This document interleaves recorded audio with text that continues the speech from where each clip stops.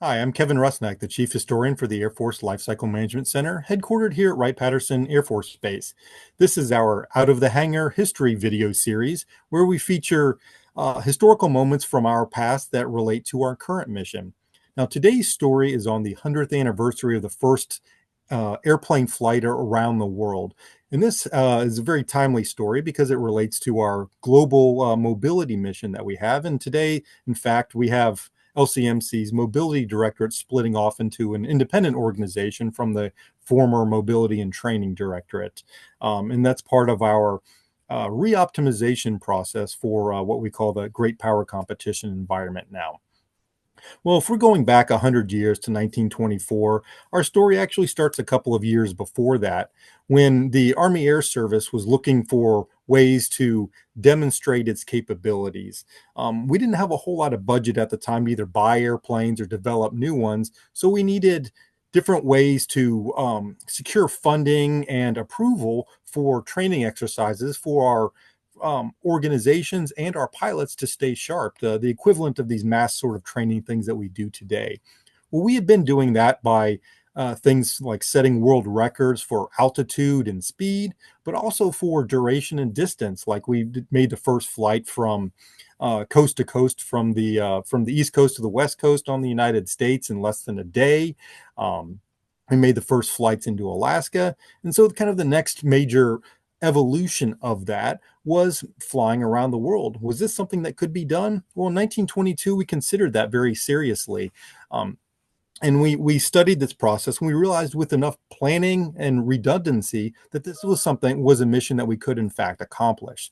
So um, as we studied that, we grew confident that it could happen. So we approached Congress, and who approved it. So the head of the Army Air Service went to his engineering division, the predecessor for Air Force Lifecycle Management Center, at McCook Field in Dayton, Ohio. Now, this was a small facility just north of downtown, nearby where the modern Wright-Patterson Air Force Base is. They did the acquisition mission that we do now, as well as research and development. So they were the right people to plan this job.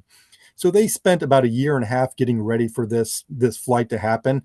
Um, and so what did they need to do? Well, there's two aspects of it. One is to get an airplane capable of making this flight. And secondly, to do the logistics part of it. So not just acquisition, but the supply. How can we make sure that these guys make it all the way around the world? And so those two parts of the stories kind of focus on the guy in the middle of the picture here. Now, these are the actual pilots for the world flight. The guy in the middle, Eric Nelson, was both a pilot and an engineer at McCook Field. He was kind of the head guy planning this and overseeing the technical developments.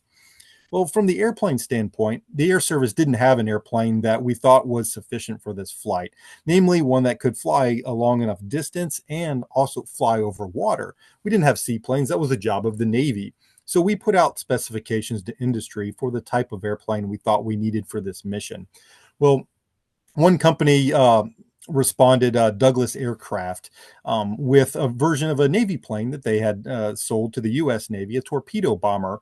But in this case, they had redubbed it the Douglas World Cruiser.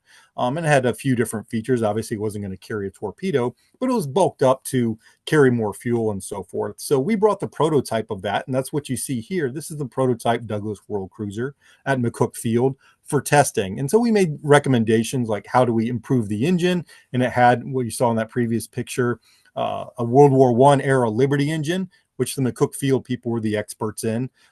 So we made the best version of that possible, but we also loaded up with hundreds of gallons of extra fuel, beef up the structure, navigation instruments, and so forth, so that it could make it around the world.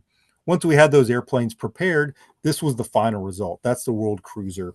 Douglas built 4 of them at its factory in California and then sent them up to Seattle where the flight would actually start. Now, why 4? Well, redundancy, what I was talking about just a moment ago. We anticipated that one or more of these would break down or crash somewhere along the lines, but we wanted to make sure at least one person from this mission made the whole flight around the world. And that's like going back to Ferdinand Magellan, the first guy to sail around the world. He didn't go in one ship, he went with multiple ships. Well, our logistics partners over at the Fairfield Air Depot, now this is part of a little logistics and supply organization that was on where modern Wright-Patterson Air Force Base is. They pre-positioned equipment, fuel, repair crews at different spots around the world. So when these world cruisers would fly into these different cities, their airplanes could be fixed or refurbished, refueled, and then sent on to their next mission. And one crucial part of that, here, this map shows you all the different stops that they would have to make, where they're starting over here in the lower left hand on Seattle and going all the way around. The crucial part of that was being able to convert the airplane from wheels to pontoons so that it could land on water where it needed to. And in fact, it did do that quite often intentionally. They would refuel it, for example, and that's what you see in the picture here. While it was on the water, they could fix the engines or anything else that they needed to.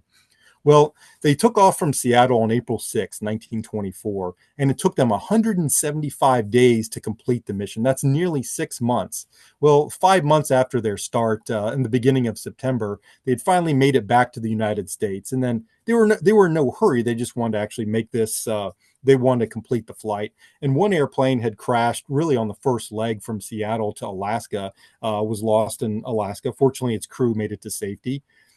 And then a second plane crashed in the North Atlantic heading back from Europe over to North America. So that left two planes to make the rest of the flight. And so they spent the last month, the month of September 1924, flying across the United States on what I call a victory lap, stopping at various cities and being celebrated and so forth. And then in mid-September, September 13th through 15th, they stopped at McCook Field where this work had been planned. And that's what you see here in the picture, the crowds waiting for the World Flyers to come in. And here's them flying over Dayton, about to land at McCook. And then here's the pilots, world weary, 170 days almost after they took off, celebrating back in Dayton, but they still had 2 more weeks to make it back to Seattle to complete the mission. And in fact, they did. They made it back there on September 28th, almost exactly 100 years ago today, where they were news all around the world. They were the first people to do this. They went down in history. Even though by now they've been mostly forgotten, but fortunately their story's been resurrected, particularly in areas around Seattle and so forth, where the flight originated, but also here in Dayton, that was kind of the genesis of this idea that really made it happen. And why was this a big deal? Well, by proving it could be done, it demonstrated these capabilities of the Air Service, that with enough preparation and the right tools, we could do something that had never been done before. And that would be a crucial warfighting technology that we might need in the future, and turned out to be quite prescient, as our ability to move supplies, men, and airplanes around the world was absolutely critical during World War II, which was just not even 20 years away from this point. Well, thank you very much for watching and listening to this brief rendition of this great historic 100th anniversary event, and I hope you catch the rest of our video series. Thank you very much.